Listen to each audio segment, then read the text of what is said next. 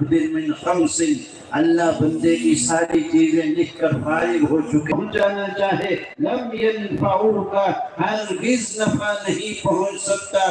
رفعت الاقلام وجفت الصحف، قلم اٹھ گئی، سیاہی خشک ہو چکی، سب کچھ مقدر ہو چکا ہے، اللہ طے کر چکے ہیں.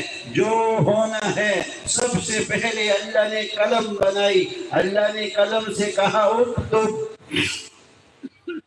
اللہ نے قلم سے کہا اکتب، لکھ. قلم نے کہا ماذا اکتب، کیا لکھوں؟ کہا اکتب مقادیر کل شیء حتی تقوم الساعة وکان عرش علی الماء، کی ساری چیز تقدیروں کو لکھ دے یہاں تک کہ قیامت قائم ہو جائے.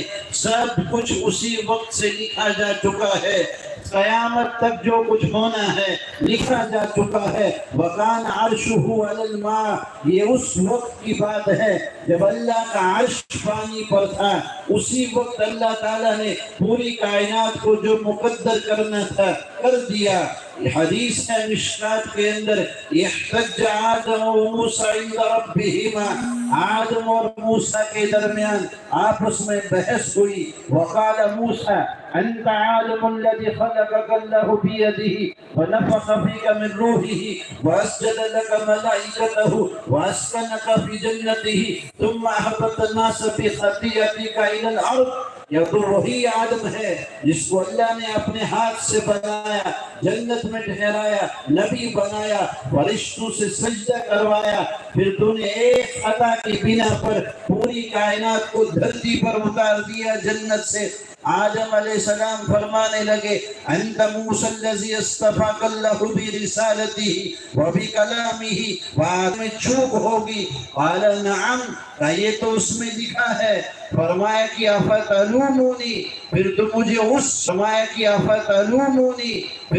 اس چیز سے ملامت کرتا ہے جو میری پیدائش نہیں، زمین و آسمان کی پیدائش سے پہلے میرے بارے میں لکھی جا چکی ہے. یہ سب مقدر ہو چکا ہے، طے ہو چکا ہے. چہ جائے کہ روزی کے 4 لقمے طے نہ ہو جس کے لیے انسان مارا پھرتا ہے. آج کا مسلمان وہ ضرورت کے لیے پریشان نہیں ہے، آج کا مسلمان وہ خواہش کے لیے پریشان ہے. وہ خواہش پوری کرنا چاہتا ہے، اپنے گھر والوں کی، بیوی بچوں کی اور اپنے کنبے قبیلے کی خواہش کو پورا کرنا چاہتا ہے. اس خواہش کے لیے اپنی توانائی کو خرچ کرتا ہے، اپنی طاقت کو خرچ کرتا ہے اور اپنی صلاحیت کو لگاتا ہے. حالانکہ آپ نے فرمایا فواللہ من فقر اخشى علیکم ولکن اخشى علیکم ان تبسط علیکم الدنیا، مجھے اس چیز کا ڈر نہیں کہ تم پہ فقر و فاقہ آ جائے، ولیکن اخشى علیکم ان تبسط علیکم الدنیا، ڈر اس چیز کا ہے دنیا کے خزانے دہانے دروازے تمہارے طرف کھول دیے جائے.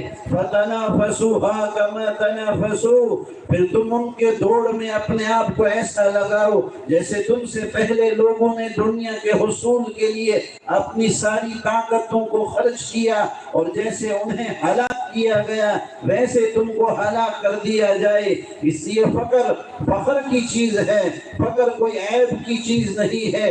بے دین ہونا معیوب ہونا ہے، بے نمازی ہونا عیب ہے اور فقر ہونا عیب نہیں ہے. روزی کے لقمے نہ ہونا یہ عیب نہیں ہے، سنت کا زندگی میں نہ ہونا یہ عیب ہے.